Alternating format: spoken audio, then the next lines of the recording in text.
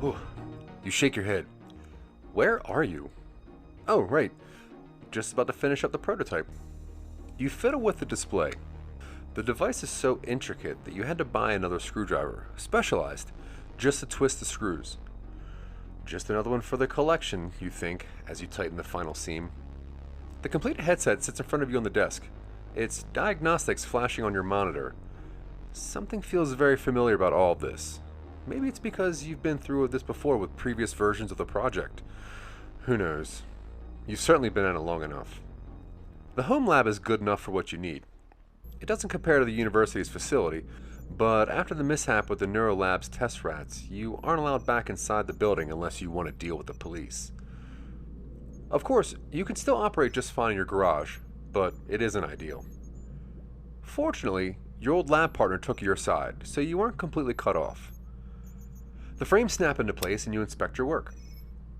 At first glance, the device looks like a pair of glasses from a high school film project. Square frames with various wires and bits of metal poking out. 2 external power supplies which clip to your belt. Velcro straps extend from the temples like tentacles. It's not pretty, but appearances are something for the marketing team to worry about before it goes to mass production. You set the screwdriver down and pick up the headset. It's a little heavy, which makes sense considering the odds and ends bolted onto its framework. Your last prototype had enough wires poking out of it that it was like wearing a visor made of steel wool. The scabs it left are still behind your ears. This iteration is far more self-contained.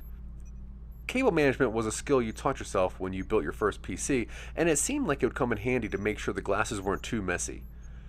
A few community college classes on introductory electrical engineering taught you how to hook up the circuits as needed. You turn the glasses over in your hand, and you aren't really sure what you expected. It doesn't snap onto your face. It doesn't come alive and drill a wire into your brain. It just sits there. You admonish yourself for being silly and boot up the program on your terminal. One downside to getting ejected from a university lab is a lack of sterile test environment, but your apartment should do good enough for what this headset is designed to do. You take a second to consider what you're doing and then lower it over your face. The headset rests heavy on the bridge of your nose and the metal is cool against your cheeks. You fasten the Velcro behind your head. It's still a little front heavy, but after tightening the straps it settles more comfortably. The electrode's rubber is cool against your temple. You clip the power supply units to your belt and you take a deep breath before you flip the switch. In the right lighting, the batteries resemble larger than average fanny packs. Not exactly a fashion statement, but they fit with the retro futuristic appearance of the headset itself. The glasses thrum against your face as diagnostics scroll down the screen on your terminal. Things seem steady, though the cooling fan on the power supply whirs into overdrive. The hardware supplier promised they wouldn't explode if overloaded, and you took her word that you weren't strapping grenades to your hip. Though small, the amount of power needed to operate these glasses was prodigious. It was something to streamline in the future model, but right now it was simply enough to make sure the things worked at all. Engaging neuromechanical interface, reads the bottom line of the diagnostic scroll. The electrodes on your temple heats up as your vision fuzzes slightly and the dizziness washes over your mind. But then the moment passes. Your sight sharpens again and the display flashes a green check mark in the bottom right corner. Okay, initial startup works, you think. Time to actually test its functionality. For as long as you can remember, you've always had trouble deciding which course of action was the most important at any given time. It first manifested when you were a child, a scrawny little thing, perpetually underweight compared to the other kids your age. Incredibly bright, as every adult teacher put it, after even a moment. Observing you at work, but unable or unwilling to prioritize what you needed most. What initially seemed like a lack of appetite was soon identified as an unwillingness to admit you needed to do something else besides work on whatever project you set your mind to. In human development terms, the ability to plan, focus, and execute multiple tasks is referred to as executive function. It's what allows people to prioritize tasks without distraction or impulse derailing their progress. And it's what lets people interrupt their ongoing projects if they realize they need something else. You never lacked executive function per se, but it was never something which came naturally to you. When you set your mind on a goal, you pursued that goal to its completion at the expense of everything else. For a while, You were proud of this single-minded devotion to your plans, despite the hungry nights spent in the lab, or the lonely nights spent in the lab, or the rushed bathroom runs when you realized you spent the entire day in the lab with no breaks. Your output was extraordinary, and certainly well worth the effort. When Charlie left, though, it definitely highlighted some shortcomings with your methods. It was the first time your inability to recognize what you truly needed to prioritize caused any trouble, and so you decided to get to work on it. APPeal was the name of a project, APP.eal, an artifact from a previous iteration which would highlight environmental objects you desired. Of course, your science wasn't exactly enough to filter through the blunt urging of the id, and the concept was shelved after some uncomfortable initial testing. This was a third iteration of APPeal, one which utilized a far more nuanced program to filter through the white noise of the human brain, identify what the body or mind needed, and highlight the shortest path through the local environment to fulfill that need. A robust artificial intelligence parsed the visual inputs from the camera and displayed the path on the lenses. Simply put, the glasses tell you what you need and where to get it. The only indication the glasses are on is a small flashing exclamation point in the bottom right-hand corner of your field of vision. You focus your thoughts on the alert and the message, "Calibration needed," flashes up on the display. Would you like to calibrate APPeal? You sharpen your thoughts on the word yes, and the menu disappears. A loading bar fills from left to right and then disappears also. The display goes dead. The power supply fans at your belt go silent. You sit for a moment, taken by surprise. This should have worked. What went wrong? You go to remove the glasses when suddenly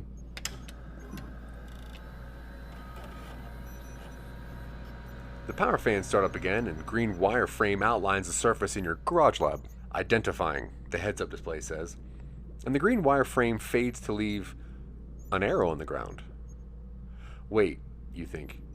It's clearly directing you towards something you need, or something you want, but it hasn't identified what that thing is. An obvious shortcoming in hindsight, you think, but something to be addressed after this test? You stand from your chair curious, and the arrow in the ground pointed to the alleyway between your place and the neighbor's. You disconnect the headset from your desktop terminal and the display fizzles briefly as it swaps to local processors. The power indicator says you have a good 4 hours before it needs to get plugged in. Perfect for a field test. Your lab door leads to the pathway which connects your garage side door to your driveway. Your 2014 blue Subaru Impreza is parked there, and the arrow leads you up to its driver's side door.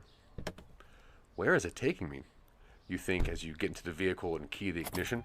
The lens displays shift from an arrow to a GPS screen of the local area, and the directions of the map are a familiar route you normally take when you go on your hikes. Maybe APPeal was telling you needed to get out and have some fresh air. The weather recently was not very hospitable to outdoor activities, and though you've enjoyed your time in the lab, it was important to get out and about in nature sometimes. You reverse out of the driveway and follow the directions on the glasses lenses. I guess we're going on a field test, you say to no one in particular. A normal occurrence for you, now that you live alone. You consider the glasses, and a shiver goes down your spine. You hadn't expected the onboard artificial intelligence to have such a fidelity as to schedule its own field test. It's obvious now that's what you sought out to do, but to have the program sharpen to its focus so quickly catches the breath in your chest. You do your best not to drive distractedly, but the magnitude of the potential applications for a technology like this. If this tech has truly parsed out your desire for a test run and scheduled one itself, it was already a rousing success. Now you just need to see what it thought was an appropriate test. The GPS directions lead you to your favorite trailhead, a 2-mile out and back path up into the foothills outside of town. It's a beautiful sunny day, comfortable with long sleeves, and just bright enough that APPeal's lenses kept you from squinting too tight. The headset's arrow leads up the trail into the trees. You realize that you're ill-prepared for a hike and consider going back to your home for at least a water bottle, when the arrow on the ground shifts and loops, twisting back towards the trunk of your car. You frown and follow it and open your trunk. The lens projects a green wireframe over the contents of your vehicle and highlights an unopened plastic bottle you now remember leaving after a failed attempt at attending a pickup soccer game last week. Rapid response and adaptation to changing needs, you say under your breath as you retrieve the water bottle and shut the trunk. You remind yourself to review the code when you get back to the lab. This is far more than you'd ever expect from what is essentially a Frankenstein's monster of spaghetti code pieced together from multiple different sources. The arrow on the ground once more goes up the trail and you follow it. It's a gorgeous day, but your mind is preoccupied with the hardware on your face. If these first results are conclusive, then you've stumbled upon something which could dramatically affect human productivity in the workspace, or safety operations, or even recreation. You stop to pick up a stone from the trail. One of the trees nearby is laden with pine cones, and you eye one about halfway up the trunk. All right, we're going to knock that one out of the tree, you say out loud. You aren't sure if the glasses gain any benefit in calculation or interpretation from the microphone input, but you've included a microphone, so it bore testing. The arrow in the trail disappears and a halo appears just at the end of your arm's reach. As you wind back to make your throw, the halo shifts slightly, but always just where you would release a stone were you to throw it. You lean back, aim, and throw the stone carefully to let loose just as your hand passes through the spot displayed on the lens. The rock sails through the air and strikes the pinecone's square center. Oh man, you say. Real-time adjustments and display for velocity, angle, and projectile weight. Your hand starts shaking slightly. Even the military doesn't have anything quite like this, at least not openly available. And you've built this in your garage. The potential applications... You continue your walk along the headset's arrow, but the possibilities occupy your attention. If this tech could be expanded upon, it could revolutionize life as you know it. AI-assisted disaster relief efforts could identify where to best allocate resources almost before the disaster arrived. Architecture and infrastructure could be optimized with minimal effort. Attach this tech to robotic servitors, and the country could have an automated squad of predictive drones capable of quarterbacking much of society's busy work. You are so consumed in your thoughts that you don't hear the dry, husky rattle until it's too late. The headset display flashes a warning, but it doesn't identify what until you feel the snake's fangs sink into your ankle. You shout as it feels like the veins inside your leg catch on fire and you collapse. The snake disappears into a nearby underbrush, and you just catch a glimpse of the diamond grid pattern along its back. Oh, you say as you feel the sight of the wound going numb. You rack your brain to try to remember if you knew anything about treating snake bites. The old school recommendation was to suck the venom out, but you couldn't remember if that was debunked by the internet or not. And it would have been an awkward angle anyway. The headset beeps and catches your attention. The arrow flashes to extend off trail, in the opposite direction of the snake, down the hillside. The green wire frame overlay appears and highlights a distant patch of plant life standing out against the arid mountain grass. The directions on the screen read, Obtain Acarinthus aspera. You check your cell phone. You have 2 bars up here on the trail, most likely enough to make an emergency call out. But who knows how long it'll take to get an ambulance and EMT team up here. What do? Your forehead starts to sweat. A snake bite. A diamondback rattlesnake bite. A death sentence unless you get to a hospital and get some anti-venom. The tech may be sophisticated, but you're just a fan of science. Herbal remedies aren't going to save you in time. The best bet is to call an ambulance. A friend of yours was bitten by a rattler while raking his lawn a few years ago. From what he said, it felt like your leg feels now, a burning sensation spread up to the limb, with the actual site of the wound turning numb. He spent a week in the hospital and said the worst part was after the initial bite wore off. You sweat harder. It's difficult to say from the snake bite, fear, or the sun. Probably a combination of the 3, though a faint grumble in your stomach is probably a symptom from the former. You take the headset off and hang it around your neck as you dial 911.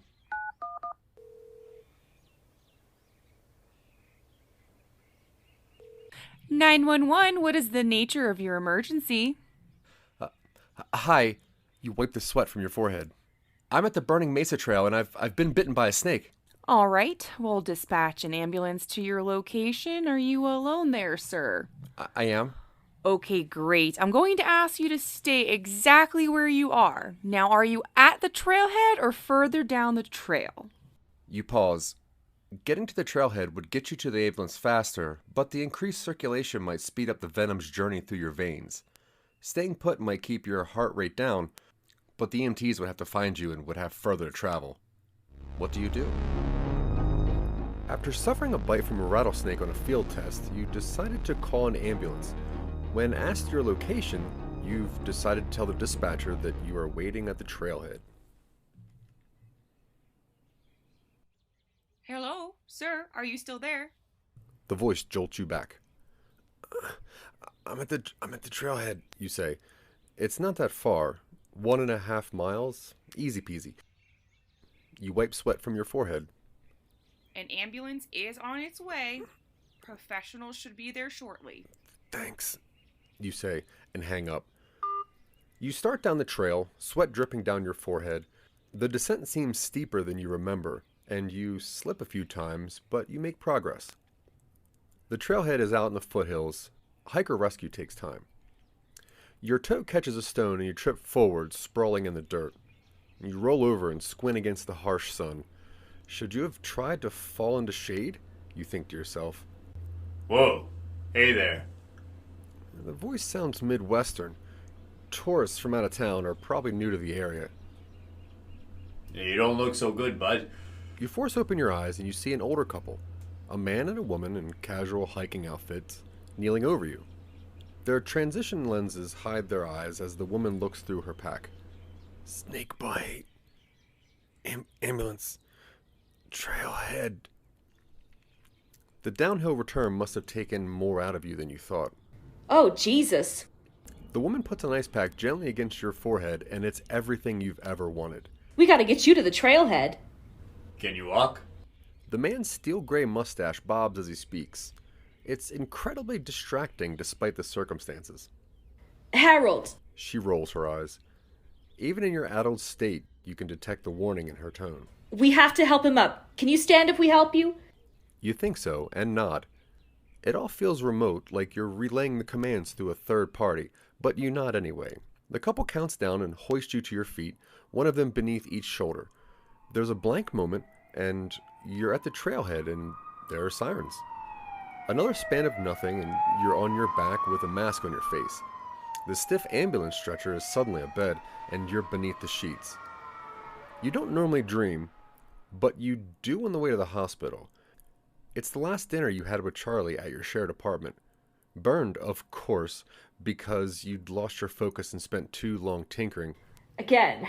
Charlie had added, waving away the smoke. Maybe it's just better to let you decide what's really important. You moved out later that week, your stuff packed in padded suitcases and cardboard boxes. Found a street-level apartment and rented the garage for your personal workspace. Solitude treated you well, for a time, but a part of science is working with a team, and your inability to prioritize project goals made you bad at collaborating. You weren't let go. The administration was quick to let you know that they weren't terminating your contract, but they thought it might be better for you to work on your own personal projects on your own time. It's not that you dislike working with people. Science relies on teamwork to progress, but your scattered approach to methodology often meant you drove away your partner sooner rather than later, and now a pair of strangers have saved your life. A steady beeping fills the space. You sleep.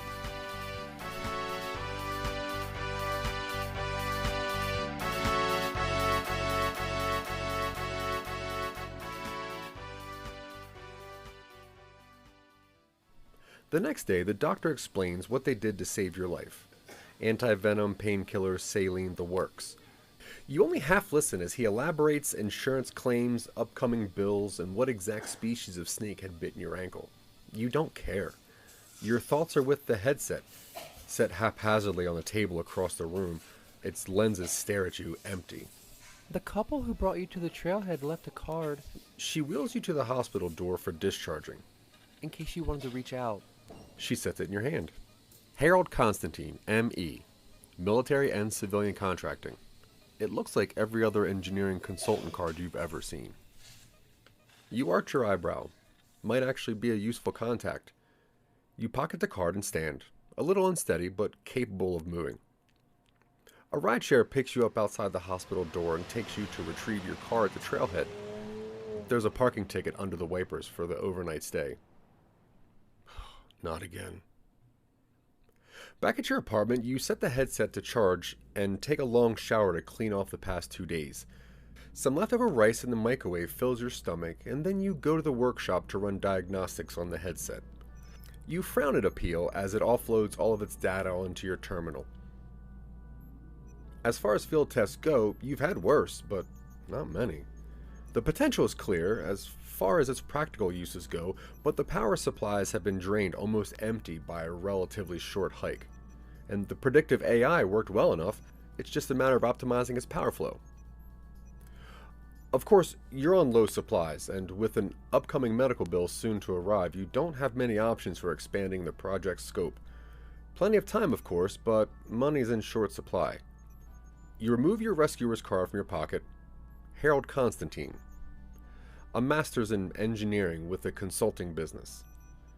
That's actually useful, you think, and no doubt he'd be willing to talk to you, considering he was kind enough to leave you his contact information. Perhaps he'll let you pick his brain and see if he knows anything useful. You call the number on the card, and the man's voice picks up at a second ring.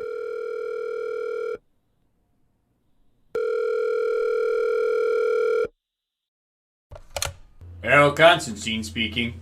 Hi, Harold. My name is Mark. I'm the one you and your wife helped take to the trailhead the other day. Oh, I'm glad to hear you're awake. How are you? Are you recovering okay? I'm back on my feet and at my apartment. The hospital staff moved fast. That's great. We're worried. It's a lot more excitement than either of us have had in quite some time. I imagine. But I appreciate you leaving your card. I happen to be something of an engineer myself, so it caught my attention. Sherry, my wife, and I saw your headset. She thought it was one of those new altered reality game set things, but it didn't look professional. Oh, I'm sorry. I don't mean. No, it's fine. I'm not a professional. Actually, that's kind of why I called. Of course. Want to talk shop? I mean, if you're available. You know, I actually dislike speaking like this over the phone. Old habits, you understand. I don't know how you're feeling today, but if you'd like to come over for dinner some night, I'm sure Sherry wouldn't mind having some company with the kids gone. Well, that's very kind of you. Would tomorrow work? Tomorrow's great. Let's say 5. You vegetarian or anything? No, nothing like that. Excellent. He gives you his address. I look forward to speaking to another freelancer. And remember, nothing classified. He says as you end the call. Nothing classified? You look at his card again. Military consultant, it says. Maybe he was an ex-missile contractor or something? This part of the country has a long history of military experimentations, whether it be aircraft testing or mysterious bunker rumors.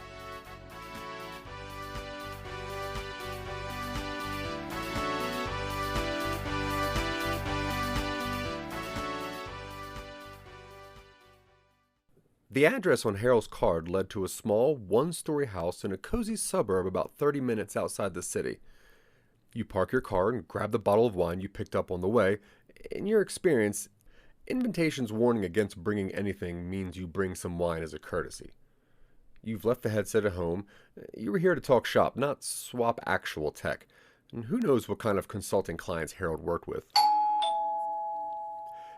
Sherry answers the doorbell and hugs you in obvious relief. She's a sharp dresser, and her living room is decorated in the same way. It's clear these two have some serious money. Their home smells like roasting meat and comfort. A family portrait above the mantel shows the pair and 2 high school-aged children.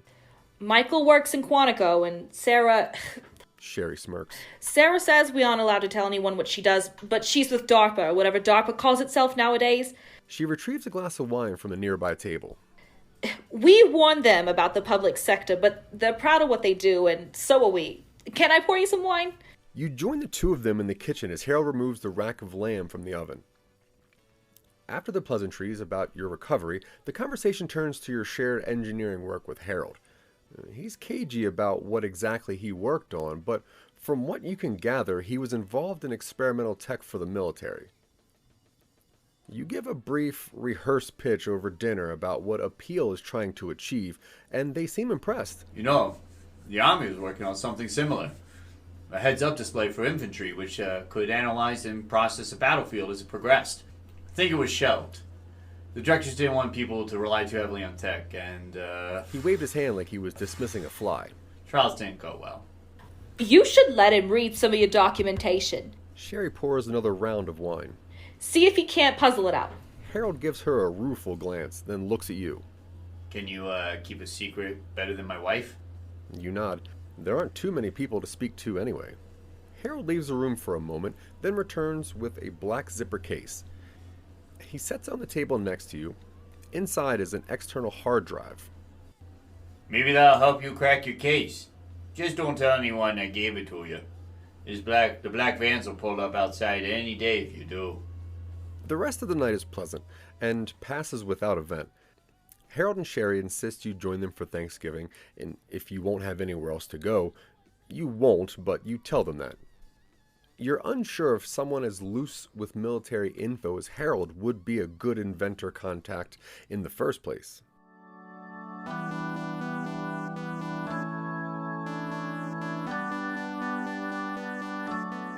Later that night, you dig through the files in the hard drive. They're encrypted, but it's older encryption and you can brute force it with relative ease. Your eyebrows furrow as you realize just what Harold turned over to you. Military schematics for helmet HUDs, code iterations specialized to trace ballistics and terrain navigation. It's not exactly power supply optimization stuff, but it'll definitely sharpen your predictive algorithms. There's some obscure lines of code detailing personality reinforcement which you integrate as well. It should help the onboard AI make more intuitive decisions. You spend the next few days integrating the military code into your own APP.eal base, and then it's time to execute another field test. You affix the headset to your face and turn it on. The new boot up runs smoothly, and then calibrating appears in the center of the screen. It's there for longer than last time, nearly 3 minutes before it disappears and prompt seeking replaces it. Higher fidelity when it comes to user input is a good thing, you think. Why you hadn't thought of having an opening prompt, you can't say, but this helps eliminate the tech leading you to something you aren't aware you need. This way you can direct its search. Alright, you think to yourself. Find the best way to upgrade yourself, you command the device. The electrodes at your temple transmit the brainwaves from the device, which parses your commands through its new enhanced programming. Seeking, the visor displays for a moment before it pulls up a map with a waypoint in the mountains about 30 miles out of town. Whoa, you say. You hadn't expected that. You thought maybe it would tell you to go to a nearby electronics store or email Harold with some questions. What's out there? The headset doesn't respond. It merely pings the waypoint again. You look up the coordinates on your laptop. The results are sparse, but from what you can gather, it seems like the tech is directing you towards an old military installation which was abandoned years ago. You know the tech's programming is substantially tighter than it was the last time you tested it. The code from Harold's hard drive sharpened the searching capabilities, so who knows what it picked up from whatever database it skimmed. Maybe there really is something out in that military base which can upgrade your tech. Show other options, you tell the headset. Nothing. It still pings the waypoint. You consider it. If you're serious about upgrading the tech, and this tech is capable of determining the most effective way of doing that, then it might be time for a field trip into the mountains. Of course, trespassing on abandoned military property is another step from your previous test. You could also try to find a more legal way of upgrading this. What do? After suffering a snake bite on the trail, you were rescued by a pleasant retired couple. After attending dinner with them, the husband gave you a hard drive with experimental programming on it. After implementing it into APP.eal, it showed you a waypoint in the mountains which you've decided to investigate. Your tech has so far proven itself. If the headset is telling you to go into the mountains towards this military base, then it's probably the best way to upgrade it. Considering you're low on funds, maybe this place will have something to salvage. There's plenty of abandoned military installments in the countryside around the city, so it's not that far-fetched. You get into your car, and after refueling at the corner gas station, you head into the mountains once more. You choose to wear jeans despite the heat. It might not actually stop a snake bite, but your ankle still feels the sting from the other day, and you're feeling cautious. As cautious as you can driving towards an abandoned military base out in the mountains, that is. The headset stays consistent, pointing always towards the mountains, and you follow the waypoint through town. The roads leading into the foothills turn narrow, but you take the turns with experienced speed. As you progress, your worries about trespassing begin to fade. The headset has directed you around traffic and other hazards. It should be capable of getting you past whoever or whatever is out there.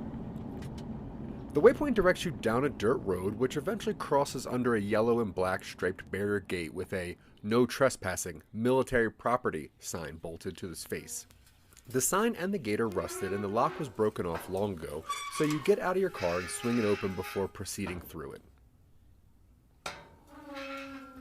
The dirt road goes up, and for a moment you think maybe the headset was wrong, that whatever building used to occupy this space was bulldozed, but then you see it. A shallow depression leading into the hillside, with what looks like a set of metal double doors large enough to admit a small truck. You park your car a short distance away and watch for a moment. Then the idea occurs to you. "APP.eal," you say. "Analyze the surroundings for signs of people or cameras." "Scanning" appears on the headset as the green wire mesh overlays the landscape. "All surveillance hardware offline. No signs of human activity." You've had little reason to distrust the tech yet, and with the new military software, it seems pretty sure of itself. You leave the car and go to the doors. They're iron, discolored on their surface, but still solid. It looks like the latch rusted through years ago, so you slowly push one open. The first room inside is a garage, full of dust and cobwebs. Canvas-draped vehicles line the walls, though it's clear no one's been here for some time. It's dark, but then APP.eal transitions to night vision and bathes the interior space in a green light. A doorway in the far wall leads deeper into the hillside, and you can see it descends as a staircase shortly after. What happened here? "Search incomplete," the display says, but then it retrieves old real estate documents and blueprints from the city archives. You move through the compound as the headset displays what it's discovered. It seems like this was an old AI research station, emphasizing human tech integration and mind scanning tech. They were doing all this right outside town? You knew the military had a strong presence in the area, but never guessed they used it for projects like this. Had you known this sort of thing was being researched here, you would have reached out to the locals far earlier for insights or assistance. No wonder the university was so cagey to endorse APP.eal. The waypoint directs you deeper into the compound until you come to a sliding metal door partway open. A rat the size of a terrier runs past, but seems to decide you're below its notice. You continue forward, sliding through the open door, and find yourself in a tech lab of some sort.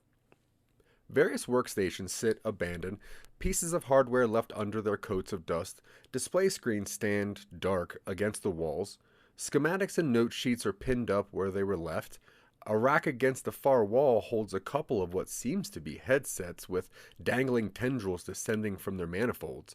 It seems like the lab was abandoned in a hurry. The waypoint is in this room, at a workstation against the back wall near the headsets. You go to it, and the green wireframe highlights what looks like a wireless charging pad sitting on the table. Its lights are faint, but on. Whatever generator this compound operated off of must have been a monster to keep things running like this.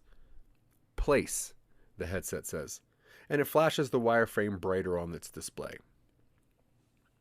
You shrug and place the headset on the pad. It sits there, and then the lights in the facility come on. The hardware in the room hums to life, and you jump in surprise. Apparently the headset had taught itself to interface with this place.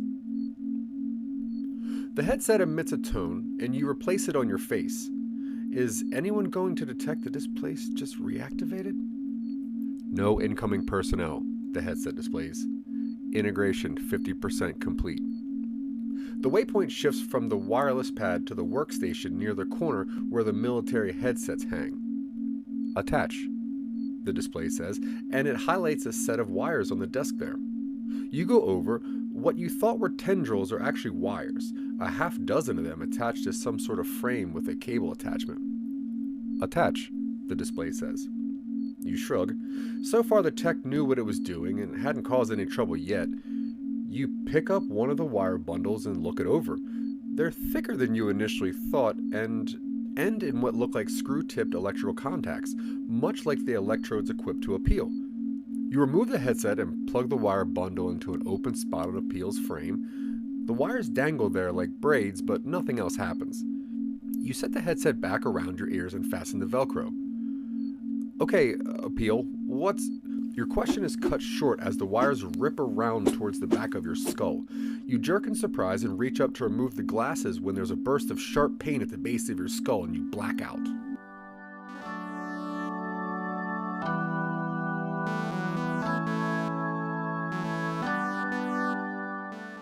You come to sometime later, standing up.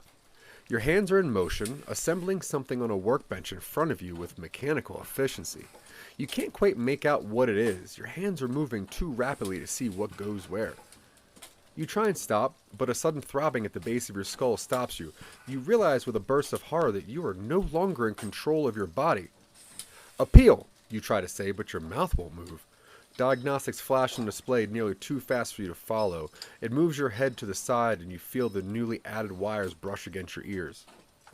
You start to panic.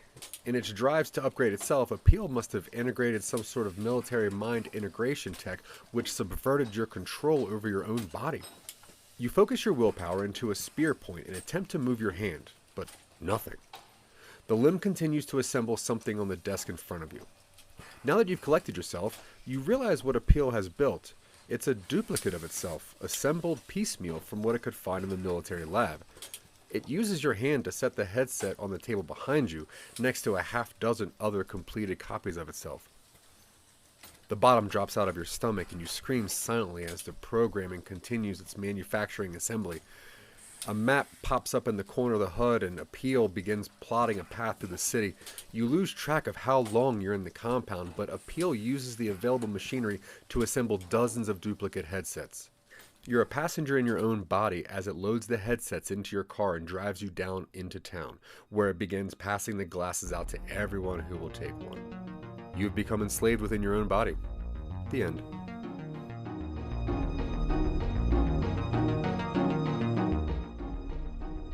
Hey, thanks for listening. You've just completed a run-through of Create Your Own Podventure, APP.eal, an audio drama written and produced by some nobodies at Grimwise Studios in Boulder County, Colorado. CYOP APP.eal was edited by Zach Wiseman, written by Dylan Terry, and directed by Zach Wiseman and Dylan Terry. The original score for APP.eal was composed by Jared Allen Gleason. CYOP APP.eal stars Zach Wiseman, Suzanne Grimmer, Harrison Webb, Kayla Four, and Michael Colby, with other voices provided by Dylan Terry. Think you might have missed some of them? Go back, you can find their characters along a different story path. The story for CYOP APP.eal was first developed by Zach and Dylan on episode 7 of Talking Upstream, a weekly show hosted by some nobodies on the Pod TV and Scene Snobs networks. You can keep up with Some Nobodies by visiting www.somenobodies.com, and if you want to help support them, visit patreon.com/somenobodies. If you do, you can add your name to the following list of supporters: Scott Curtis, Sarah Tkachuk, Tanya Sheck, and the Listener Podcast app, with a very special thanks to Jim Eade of the Eade Foundation. Please give CYOP APP.eal 5 stars on your favorite podcast platform, and visit facebook.com/CYOPod to show us which endings you've discovered. To find the rest of the Some Nobodies family of podcasts, you can search for Silicon Angels, The Podcast, a podcast show, Talking Upstream, Twitching Upstream, or you can catch Zach and Dylan on The Real Boys on your chosen platform. Thanks for listening, and we'll see you again soon.